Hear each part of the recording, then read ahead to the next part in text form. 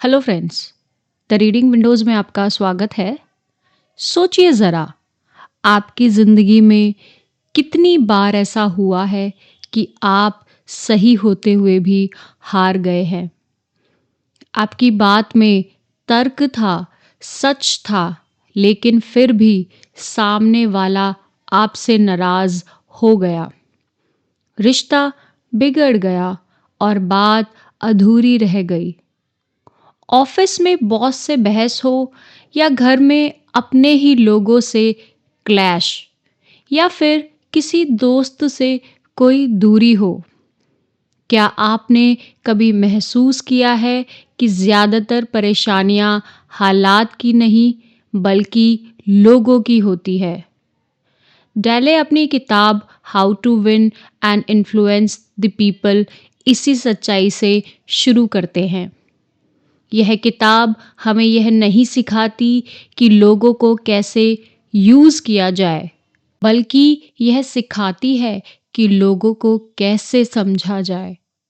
क्योंकि जब आप इंसानों को समझ लेते हैं, तब ज़िंदगी अपने आप ईज़ी हो जाती है। ऑथर अपनी किताब में कहते हैं कि इंसान दुनिया का सबसे अजीब प्राणी है, क्योंकि वह तर्क से नहीं बल्कि इमोशंस यानी भावनाओं से चलता है। हर इंसान अपने आप को सही समझना चाहता है, अच्छा समझना चाहता है और इम्पोर्टेंट महसूस करना चाहता है। यही वजह है कि जब आप किसी को क्रिटिसाइज करते हैं या उसकी गलतियों को गिनाते हैं या उससे गलत साबित करने की कोशिश करते हैं, तो वह आपकी बात सुनने के बजाय खुद को बचाने लगता है। उसका दिमाग बंद हो जाता है और दिल दूर चला जाता है, यानी इमोशनली डिटैचमेंट हो जाती है। इसलिए इस किताब का पहला और सबसे बड़ा नियम है, शिकायत मत कीजिए, आलोचना मत कीजिए और दोष मत लगाओ। इसका मतलब यह नहीं है कि आप गलत हो या सही, ये मत माने, बल्कि इसका मतलब यह है कि बदलाव गुस्से से नहीं बल्कि समझदारी से आता है। ऑथर बताते हैं कि अगर आप किसी को बदलना चाहते हैं, तो पहले उसे एक्सेप्ट करना सीखिए। जब आप सच्ची और ईमानदारी की तरीके से उनकी तारीफ करते हैं, तो इंसान अंदर से बदलने लगता है। यहाँ तारीफ का मतलब झूठी चापलूसी बिल्कुल नहीं है, बल्कि दिल से की गई कद्र है। हर इंसान के भीतर कुछ अच्छा और कुछ बुरा होता है, और जब कोई उस अच्छाई को पहचान लेता है, तो इंसान खुद को बेहतर बनाने की कोशिश में लग जाता है। एक छोटी सी प्रशंसा किसी की जिंदगी की डायरेक्शन को चेंज कर सकता है। किताब आगे सिखाती है कि लोग आदेशों को पसंद नहीं करते। उन्हें यह पसंद नहीं है कि कोई उन पर अपनी बात को थोपे। इंसान वही काम खुशी से करता है जिससे और जिसमें उसे अपना फायदा और अपनी इज्जत दिखे। इसलिए अगर आप चाहते हैं कि लोग आपकी बात माने, तो अपनी बात को उनके फायदे से जोड़िए। जब आप सामने वाले को यह महसूस करा देते हैं कि यह काम उसके लिए अच्छा है, तो वह खुद ही आगे बढ़कर वही काम करने लगता है। इसके बाद ऑथर हमें बातचीत की सबसे बड़ी कला को सिखाते हैं, जो है सुनना। ज्यादातर लोग सुनने के लिए नहीं, बोलने के लिए बात करते हैं, लेकिन जो इंसान ध्यान से सुनता है, वही सबसे ज्यादा पसंद किया जाता है।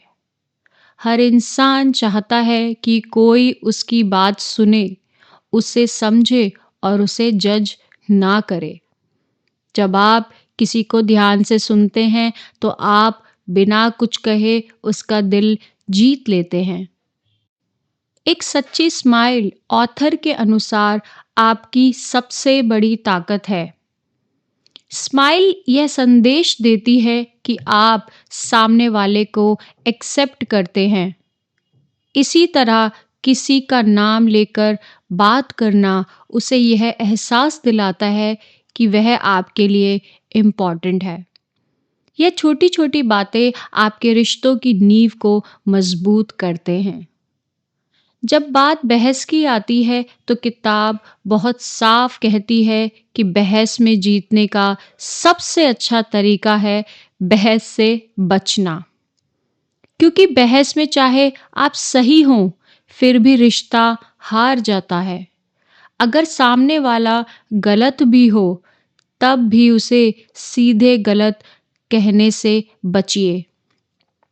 उसकी भावनाओं को समझिए और उसकी बात को मान दीजिए और फिर बहुत शांति से अपना नज़रिया रखिए। जब आप किसी को हराने का एहसास नहीं कराते तो वह आपकी बात मानने के लिए तैयार हो जाता है। लीडरशिप के हिस्से में ऑथर बताते हैं कि एक सच्चा लीडर वह नहीं होता जो डर के काम करवाए, बल्कि वह होता है जो इंसान को बेहतर बनाने का भरोसा दे। जब किसी की गलती सुधारनी हो तो पहले उसकी अच्छाइयाँ बताइए, फिर सुधार की बात कीजिए और अंत में उसे यह विश्वास दिलाइए कि वह बेहतर काम कर सकता है। इंसान वही बनता है जैसा उसे समझा जाता है। पूरी किताब हमें बार-बार यह याद दिलाती है कि इंसान दिमाग से नहीं बल्कि दिल से चलता है।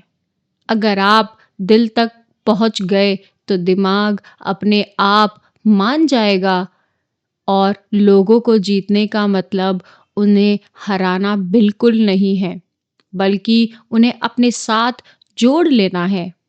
जब आप दूसरों को इम्पोर्टेंट महसूस कराते हैं, उनकी बातों की कद्र करते हैं और उन्हें समझने की कोशिश करते हैं, तो लोग अपने आप आपके दोस्त बन जाते हैं। आखिर में ऑथर हमें एक बहुत गहरा संदेश लेकिन एक सच्चा संदेश देकर जाते हैं कि लोग यह याद नहीं रखते कि आपने क्या कहा। लोग हमेशा याद रखते हैं कि आपने उन्हें कैसा फ़ील कराया। आप कितने सही थे, यह कम मायने रखता है, लेकिन आपने सामने वाले को कितना सम्मान दिया, यही सबसे ज़्यादा मायने रखता है। How to win friends and influence people किताब हमें यह नहीं सिखाती कि दुनिया को कैसे बदला जाए, बल्कि हमें यह सीख देती है कि खुद को कैसे बदला जाए। क्योंकि जब आप बदलते हैं तो आपके रिश्ते बदलते हैं, आपकी बातचीत बदलती है और आपका असर बदल जाता है और धीरे-धीरे आपकी पूरी ज़िंदगी बदलने लगती है। और यही किताब की असली जीत है और यही आपकी भी जीत हो सकती है, क्योंकि व्यक्ति का जीवन लोगों और दोस्तों से ही बनता है। तो इस किताब की सीख को इस्तेमाल कीजिए और अपने रिश्तों में सुधार कीजिए। Thank you guys.